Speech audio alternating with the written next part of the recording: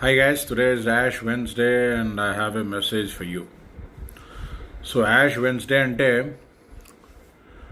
బూడిద నుంచి డస్ట్ నుంచి మనం పుట్టాము, బూడిదలోకి వెళ్ళిపోతాం, డస్ట్లోకి వెళ్ళిపోతాం.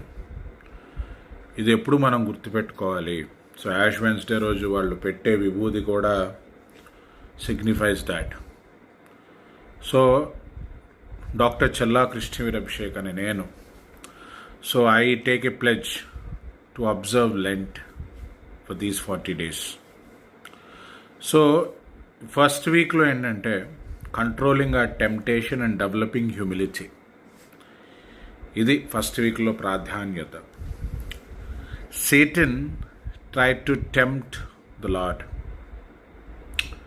but Lord didn't heed to his temptations because he knows what's the true happiness is and what's the real power is, the real supreme is. So మనము ఈ టైంలో యాష్ వెన్స్డే రోజు ఫాస్టింగ్ చేస్తే ఆర్ లెంట్ సీజన్లో fasting చేసిన మనకేంటంటే మనలో ఉన్న ఈగో అనేది తగ్గుతుంది.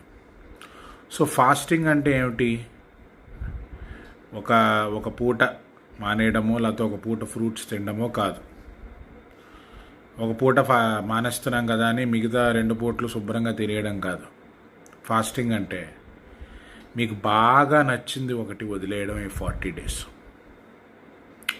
మీకు ఫర్ ఎగ్జాంపుల్ బిర్యానీ ఇష్టం, ఈ 40 days వదిలేయండి. నాన్ వెజ్ ఇష్టం, ఈ 40 days వదిలేయండి. ఎనర్జీ డ్రింక్స్ ఇష్టం, ఈ 40 days వదిలేయండి. ఆల్కహాల్ ఇష్టం, ఈ 40 days వదిలేయండి. స్మోకింగ్ ఇష్టం, ఈ 40 days వదిలేయండి.